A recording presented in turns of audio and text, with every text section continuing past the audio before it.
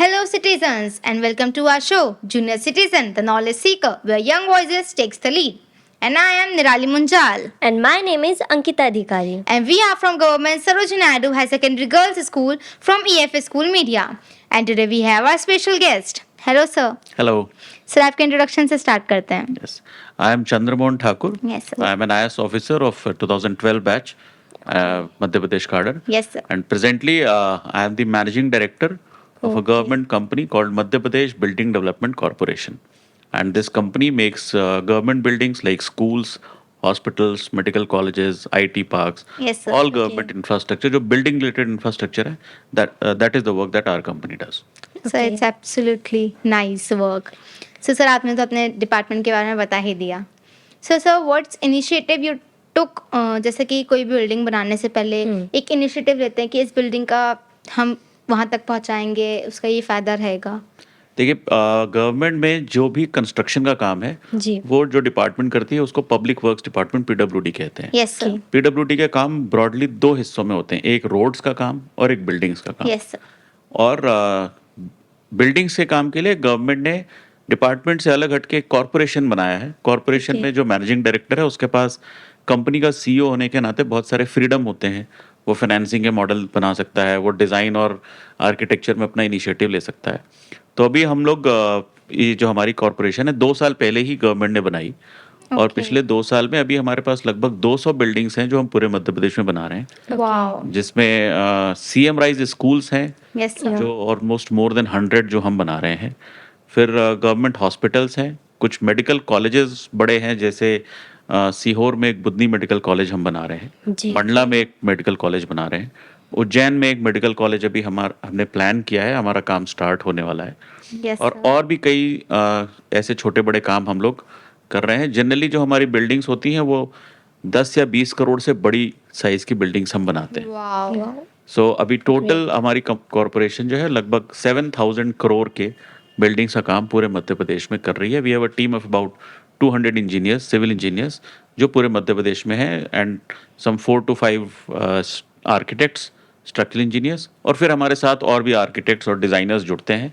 और एक अच्छी बड़ी टीम है हमारे पास जो पूरे मध्य प्रदेश में ये काम कर रही है. Sir it's absolutely fantastic work you are doing. Sir, any challenges that you face in field? आप जब ये बिल्डिंग्स के प्रोजेक्ट्स आपके पास आते हैं, गवर्नमेंट के जो मेडिकल बिल्डिंग्स होती हैं, ये सब में या दूसरे भी कोई भी बिल्डिंग्स में आपको ऐसे कोई एकदम बहुत बड़ा एक चैलेंज फेस करना पड़ा हो? एक सबसे बड़ा चैलेंज ये होता है कि कोई भी कंस्ट्रक्शन प्रोजेक्ट जी. 2 तरीके से होते हैं. या Yes, sir. तो ग्रीन फील्ड होते हैं, यानी कि एक ओपन लैंड है जिस पे आपको बिल्डिंग Okay, बनानी है. हाँ. दूसरा ब्राउन फील्ड होता है जहाँ पहले से कोई पुरानी बिल्डिंग है हाँ. और वहाँ आपको काम करना है. Yes sir. तो green field projects are much more simpler. आपको एक ओपन लैंड मिल जाती है Yes, और आप sir. उस लैंड पे प्लान करते हैं. ब्राउन फील्ड में फॉर एग्जांपल कोई डिस्ट्रिक्ट हॉस्पिटल चल रहा है और हमको वहाँ पर एक क्रिटिकल केयर हेल्थ ब्लॉक बनाना है 100 बेड का. तो हॉस्पिटल भी चलता रहेगा और बीच में कंस्ट्रक्शन का काम होगा तो लोगों को दिक्कतें आएंगी. जी. Yes sir. तो उस समय वहाँ काम करना बहुत मुश्किल होता है. पेशेंट्स को परेशानी नहीं आए, डॉक्टर्स को परेशानी नहीं आए, कंस्ट्रक्शन का काम भी चलता रहे. तो हम बहुत बार नाइट में करते हैं, या हम उसको इस तरह सेग्रीगेट करके करते हैं कि हॉस्पिटल के फंक्शनिंग में वो दिक्कत नहीं आए. तो उस केसेस में थोड़े हमको ज़्यादा चैलेंजेस आते हैं. प्लस हॉस्पिटल बिल्डिंग बनाना सबसे ज़्यादा चैलेंजिंग काम है, क्योंकि उसमें लोकेशंस बहुत इंपॉर्टेंट होते हैं कि आईसीयू कहाँ पर प्लेस होगा। जी। और क्योंकि हम इंजीनियर्स हैं, डॉक्टर्स नहीं हैं, तो हमको डॉक्टर से बहुत इनपुट लेना होता है कि ऑपरेशन थिएटर में क्या क्या रिक्वायरमेंट होंगी, बच्चों के पीडियाट्रिक्स वार्ड बनाने हैं तो उसमें क्या रिक्वायरमेंट होंगी। जी। इसी तरह से स्कूल के अपने चैलेंजेस हैं, खासकर जैसे स्कूल में बड़े क्लासेस के लिए स्कूल बनाना आसान काम है, नर्सरी केजी वालों के लिए स्कूल बनाना ज़्यादा मुश्किल है, क्योंकि उनके लिए अलग टाइप की वॉशरूम्स बनानी होती हैं, हाँ। Yes, छोटे हाइट के यूरिनल्स होने चाहिए, हाँ। उनके टाइल्स कलरफुल होने चाहिए ताकि बच्चों को इंटरेस्टिंग लगे। हाँ। तो वो मार्केट से ढूंढने में हमको ज़्यादा मेहनत लगती है। तो एक्चुअली प्री प्राइमरी ब्लॉक बनाना जो है वो ज़्यादा इंटरेस्टिंग और चैलेंजिंग भी है। उनके स्टेयर्स में भी कुछ ना कुछ फनी मैसेज होना चाहिए, Yes, sir. वॉल पे भी कोई फनी ड्राइंग होनी चाहिए। हाई स्कूल बनाना एक्चुअली सिंपलर काम है, प्री प्राइमरी बनाने में ज़्यादा इंटरेस्टिंग काम यस होता है। सर। सर ये तो बहुत ज़्यादा इंटरेस्टिंग काम हो गया सर। तो हम जैसे बच्चों को पता ही नहीं होता कि इस फील्ड में कैसे जाएं, तो करियर अपॉर्चुनिटीज़, करियर गाइडलाइंस क्या होती हैं यहाँ तक पहुँचने के लिए? देखिए, जैसे हमारी कॉरपोरेशन है, इट इज़ कॉरपोरेशन जो है पूरी वो सिविल इंजीनियर्स की है। Yes sir. और हमारे यहाँ हम रिक्रूट करते हैं उन सिविल इंजीनियर्स को जिन्होंने बीई या बीटेक किया हो सिविल इंजीनियरिंग में, यस सर। और एक गेट का एग्जाम होता है Okay, जो जी, बच्चे जनरली एमटेक के लिए लिखते हैं। Yes sir. तो हमारी कॉरपोरेशन गेट के एग्जाम के स्कोर के बेसिस पे रिक्रूट करती है, ओके। जो हमारे यहाँ मैनेजर कहा जाता है, जिस लेवल पे Okay. इस कंपनी में शुरुआत होती है। Okay. उसके ऊपर के जो पोजीशंस हैं उस पे हम जो ऑलरेडी वर्क कर रहे हो, जिनके पास 5 साल 10 साल या 15 साल का वर्क एक्सपीरियंस हो सिविल इंजीनियरिंग का, उनको हम फिर इंटरव्यू के थ्रू लेते हैं। ओके। Okay. और क्योंकि मैं आईएएस से आया हूँ, तो आईएएस में आने का तो तरीका सबको मालूम है कि यूपीएससी के एग्जाम लेती है और उस एग्जाम के थ्रू आप आते हैं। इससे पहले, इस पोजीशन से पहले मैं 2 डिस्ट्रिक्ट में डिस्ट्रिक्ट कलेक्टर था, तो वो बहुत अलग एक्सपीरियंस था, और ये एक बिल्डिंग कंस्ट्रक्शन कंपनी चलाने का एक्सपीरियंस बहुत ही अलग है। ओके।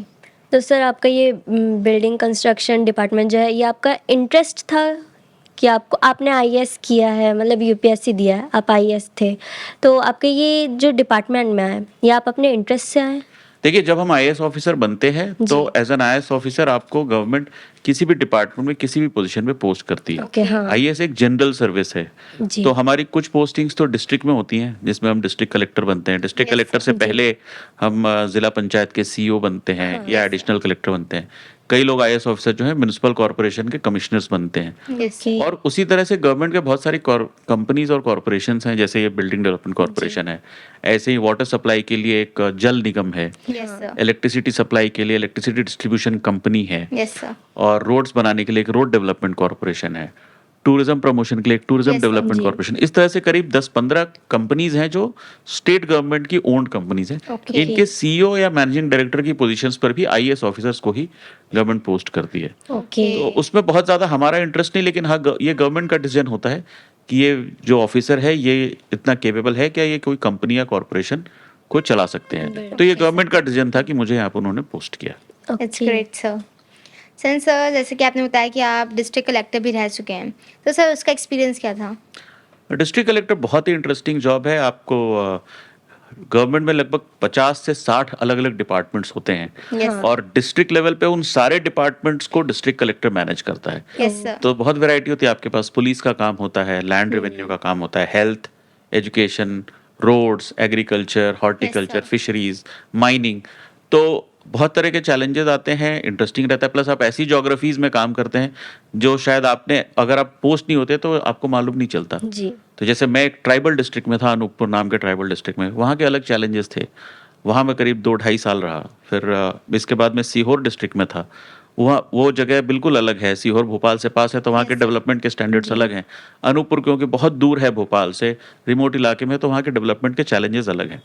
तो वहाँ लोगों से मिलना, वहाँ के लोगों के प्रॉब्लम समझना और अपने गवर्नमेंट की स्कीम्स को उन तक पहुँचाना, गवर्नमेंट के स्कीम को वहाँ पे इम्प्लीमेंट करना, it's a very different experience. और पब्लिक से ज़्यादा इंटरेक्शन होता है, तो it is a very satisfying job. It's okay. Great sir. Sir मेरा एक थोड़ा पर्सनल वाला क्वेश्चन है, मैं पूछना चाहूँगी। जी। आप आईएएस बने, आपका क्या मतलब पहले से ही गोल था, आपका माइंडसेट था? क्योंकि हमारा जो इस टाइम होता है, ये एज है, जिस स्टेज पे हम हैं, हमारा माइंडसेट कभी रहता है कि मेरे को डॉक्टर बनना है, कुछ टाइम बाद चेंज हो जाता है, नहीं मुझे इंजीनियर बनना है। तो आपका माइंडसेट क्या एकदम फिक्स था? नहीं, बिल्कुल नहीं। माइंड बहुत बार चेंज हुआ, और बहुत नेचुरल है माइंड का चेंज होते रहना। जब जी। मैंने 10th किया तो मैं डॉक्टर बनना चाहता था, और जब मैं 11th में एडमिशन कराने लगा तो एकदम से मुझे लगा मुझसे बायोलॉजी नहीं पढ़ी जाएगी, तो मैंने बायो छोड़ दिया और मैं फिजिक्स केमिस्ट्री मैथ में चला गया कि अब मुझे इंजीनियरिंग करनी है। फिर मैं इंजीनियरिंग करने गया, जी। और एक बार में मेरा नहीं हुआ, फिर मैंने ड्रॉप लेके इंजीनियरिंग की तैयारी करी, तो आईआईटी कानपुर पहुंचा। जब इंजीनियरिंग करने लगा तो मुझे इंजीनियरिंग अच्छी नहीं लगी, ओके। तो मुझे लगा कि मुझे कुछ और करना है। यस तो मैं सर। सेल्स और मार्केटिंग में चला गया, और मैं फिर कॉलेज से निकल के सेल्स मैनेजमेंट की जॉब करी। जी। और 3-4 साल सेल्स मैनेजमेंट की जॉब करने के बाद लगा कि मुझे प्राइवेट सेक्टर में जॉब नहीं करनी, मुझे गवर्नमेंट में जाना है। ओके। उसके बाद फिर मैंने एग्जाम दिया। तो इट इज़ वेरी नेचुरल, मतलब आप हाँ। 15-16 साल की उम्र से लेके और 30-35 साल की उम्र तक ये कन्फ्यूजन चलता रहता है। अच्छा। और उसके बाद भी कन्फ्यूजन तो रहता है अब, लेकिन हिम्मत नहीं रहती कुछ नया करने की। तो फिर हम सरेंडर कर लेते हैं कि जो कर लिया वो अच्छा है, अब इसी में सेटल हो जाते हैं। सर जब आपने यूपीएससी का एग्जाम दिया था तो तब कहते हैं ना बहुत टफेस्ट एग्जाम है वो, तो वो चैलेंजिंग था। ये एग्जाम एक्चुअली टफ इंटेलिजेंस के नाम पे शायद उतना टफ नहीं है, इट इज़ मोर लाइक हाँ। एनी कॉलेज एग्जाम, बट क्योंकि इसका सिलेबस इतना ज़्यादा है और सीट्स कम है, एप्लीकेंट ज़्यादा हैं। जी Yes, sir. बिल्कुल। सीट्स सारे सिविल सर्विस के सीट मिला के हर साल 1000 की सीट ही आती है, जिसमें आईएएस की 150-170 सीट्स होती हैं, Okay. आईपीएस की अराउंड 150-170 सीट्स होती हैं, और भी बहुत सारी सर्विसेज Yes, हैं, sir. रेवेन्यू सर्विसेज वगैरह।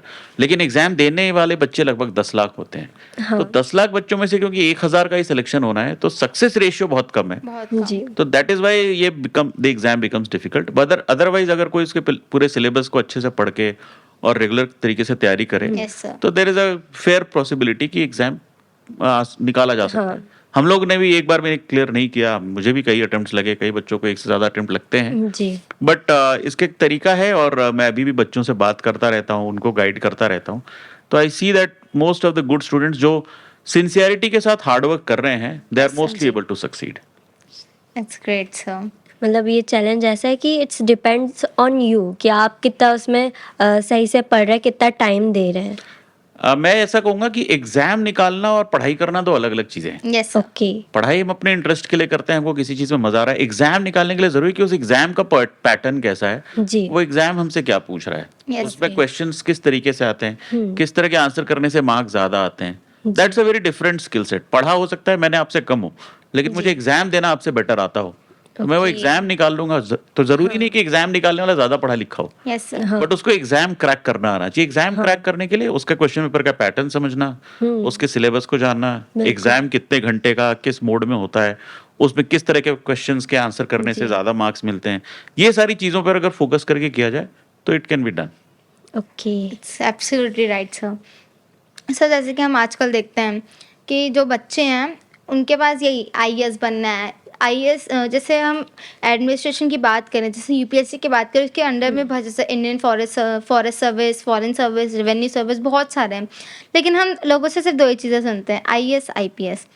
सर मेरे जो फ्रेंड्स लोग हैं, हमारी जो यूथ है, जब हम लोग बातचीत करते तो अरे आईएएस यूपीएससी देना है, नीट करना है। सर कुछ चीज़ें कॉमन सी हो गई उनके बीच में कि वो बाकी सर्विसेज, बाकी चीज़ें देखते ही नहीं हैं। तो सर उनको सही डायरेक्शन में भेजना कैसे कर सकते एक्चुअली हैं? ये ऐसा शायद इसलिए भी होता होगा क्योंकि हम एज कॉमन सिटीजन केवल डिस्ट्रिक्ट में डिस्ट्रिक्ट कलेक्टर या एसपी को देखते हैं, यस जी। सर। तो हमें लगता है कि यही दो ऑफिसर्स जो हैं वो डिपार्टमेंट चला रहे हैं। ऐसा नहीं है, डिस्ट्रिक्ट में और भी 60 अलग अलग डिपार्टमेंट के ऑफिसर्स होते हैं। और जैसा आपने कहा कि आईएएस एक सर्विस है, sir. आईपीएस एक सर्विस है, इसके अलावा रेलवे की सर्विस है, यस जी। सर। रेवेन्यू में इनकम टैक्स और जी। कस्टम्स एक्साइज की Yes, sir. सर्विस है, कॉर्पोरेट लॉ की सर्विस है, प्रोविडेंट फंड की सर्विसेज, मतलब कम से कम 20 से 25 अलग अलग सर्विसेज हैं, जिसमें Yes, से sir. 10-12 तो एक ही एग्जाम से होती हैं, उसके बाकी के अलग एग्जाम होते हैं।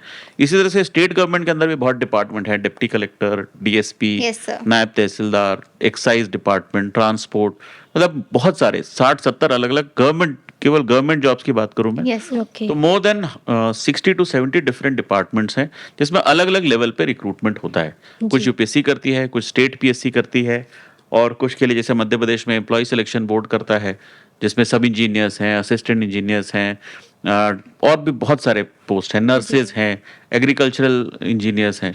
तो बहुत बार लोगों को इसके बारे में पता नहीं होता, और फिर वो सारे लोग सोचते हैं कि केवल गवर्नमेंट में जाना है तो केवल आईएएस आईपीएस है। Yes, ऐसा sir. नहीं है, और भी बहुत सारे अपॉर्चुनिटीज हैं।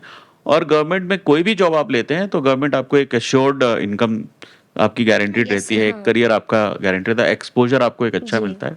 और मैं तो ये भी कहूँगा कि गवर्नमेंट जॉब ही अकेली एक जॉब नहीं है। मार्केट Yes, में sir. बहुत सारे बहुत अच्छे सारे प्राइवेट हैं। सेक्टर हम्म। जॉब Yes, हैं। sir. अब तो हम चाहते हैं कि लोग खुद से अपना भी काम करें, अपनी खुद का बिजनेस बिजनेस करें, करें। Yes, sir. एंटरप्रेन्योरशिप करें। और अब तो इंडिया में बहुत सारे लोग एंटरप्रेन्योर सक्सेसफुल हो रहे हैं। जी। Yes, sir. तो वी होप कि जो यंगर जनरेशन है वो उस डायरेक्शन में भी एनर्जी लगाने की कोशिश करेगी, अपना खुद का काम करने की कोशिश Yes, करेगी। sir. बिल्कुल। बिल्कुल सर। सो सर आपसे बात करके तो बहुत अच्छा लगा, नए-नए चीज़ें जानने को मिली जी। और हमें एक डायरेक्शन में तो बिल्कुल नहीं रहना चाहिए। यस। सो सर अब मैसेज जो आप डेडिकेट करना चाहें जूनियर सिटीजन्स को?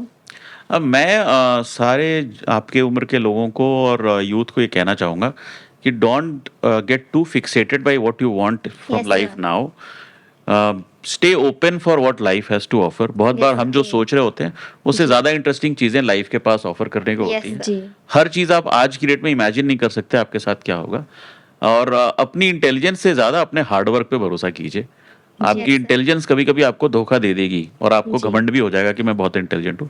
बट आपकी हार्ड वर्क आपको धोखा नहीं देगी। जी। Even if whether you are born intelligent और born stupid, that is not in your hand. Yes, sir. But whether you can work hard or not, that is in your hands. So Yeah. keep working hard and दूसरों को देखकर अपने success के parameter मत बनाइए कि उसने ये कर लिया इसलिए मुझे करना है। अपने आप से पूछिए कि आपको क्या करने में अच्छा लग रहा है। जी। तो आई एम श्योर कि if you do hard work, you something or the other will give you success Yes, and you yes, will feel happy about it. Sir जैसे कि अभी अभी आपने बोला कि दूसरों को देख के ना बोले। सर आजकल तो हम यही देखते हैं, जैसे हमारी यूथ है, अरे दोस्त ने साइंस लिया मैं भी साइंस ले लेता हूँ। सर ये वाला माइंडसेट बन चुका है। यस, आई नो कि वो बहुत डिफिकल्ट है। दोस्त ने कुछ कर रहे हैं तो जी। हमें कुछ Yes, और sir. करना। जी। जैसे हम लोगों ने इसलिए भी साइंस लिया क्योंकि हमारे सारे दोस्त साइंस ले रहे थे। Yes, sir. जी। बट हमारे एक दोस्त ने कॉमर्स लिया और उस समय हमें बहुत ऑकवर्ड लगता था कि इसने कॉमर्स क्यों लिया। उसने जी। कॉमर्स लिया, कॉमर्स के बाद वो बीए करने चला गया, उसके बाद वो मैनेजमेंट करने चला गया और फिर बाद में उसने अपनी खुद की कंपनी शुरू करी, तब जब लोग केवल जॉब जी। करना चाहते थे। वाह। एंटरप्रेन्योरशिप का कल्चर इंडिया में तब नया नया था, तो हम लोग को उसकी बात समझ में नहीं आती थी। उसने अपना अलग ओके, रास्ता चुना, हाँ। उसकी 2-3 स्टार्टअप्स फेल हो गए, तीसरे चौथे स्टार्टअप उसका सक्सीड हो गया, now he is a millionaire. Wow. तो it is not that had he followed the friend circle, तो जैसे सारे फ्रेंड सर्कल कोई ना कोई जॉब कर रहे हैं वो भी जॉब कर रहा होता। अब हमें लगता है उसको देख के कि अगर हमने भी रिस्क उठाया होता और हमने जी। स्टार्टअप किया होता तो शायद maybe we would have also become that. तो ऐसा नहीं है कि जस्ट बिकॉज कोई और कर रहा है उसकी, आप अपने आप से पूछिए आपको क्या करने का मन कर रहा है, क्या अच्छा लग रहा है। Look for the right guidance. Thank Yes, sir. To internet, बहुत Yeah. सारे सही गाइडेंस आपको इंटरनेट पर सर्च करने से मिल जाते हैं। बट अगेन इंटरनेट और सोशल मीडिया का नुकसान भी है कि आप कई बार हाँ। Yes, sir. उस इन्फ्लुएंसर्स की लाइफ में खो जाते हैं, जी। नॉट रियलाइजिंग कि वो जहां तक पहुंचे वो भी किसी हार्ड वर्क से Hard work पहुंचे। से पहुंचे, yes, Right. sir. तो if you follow your passion and you think that you are deeply interested and if you are ready to do the hard work, then I think you can get the success. बिल्कुल sir, thank you so much sir. Thank you, sir. Right guidance the junior citizen को। बिल्कुल। Thank you, thank you. Sir आप junior citizen के साथ जुड़े और इस youth को आगे बढ़ाने में हमारी मदद करी। सर हम आपसे मिलते रहेंगे और न्यू क्वेश्चंस पूछते रहेंगे आपकी Thank you. लाइफ मेरी तरफ से बहुत बहुत आपको शुभकामनाएं। I'm really excited to see youngsters doing this and I बिल्कुल, give you all my best wishes to you, thank you so Thank you, much. channel and your efforts. Thank you God so bless. Thank you, much sir. Sir, thank you Thank so you. Much sir. तो आज के लिए इतना ही junior citizens. आपने देखा कि आज हमने बहुत सारी नई चीज़ें सीखी, जाना, जैसे कि बिल्डिंग्स, एमपी की बिल्डिंग्स कैसे बनती है, गवर्नमेंट इंफ्रास्ट्रक्चर्स कैसे बनते हैं और इस फील्ड में कैसे आ सकते हैं और दोस्तों के साथ एक समय तक निभाना चाहिए, सबको पता है। सो अपनी गाइडेंस अपने साथ रखिए और अपना पाथ चुनिए। तो मिलते रहेंगे नेक्स्ट एपिसोड में, तब तक के लिए जुड़े रहिए जूनियर सिटीजन के साथ। Bye bye. Bye. Like share subscribe.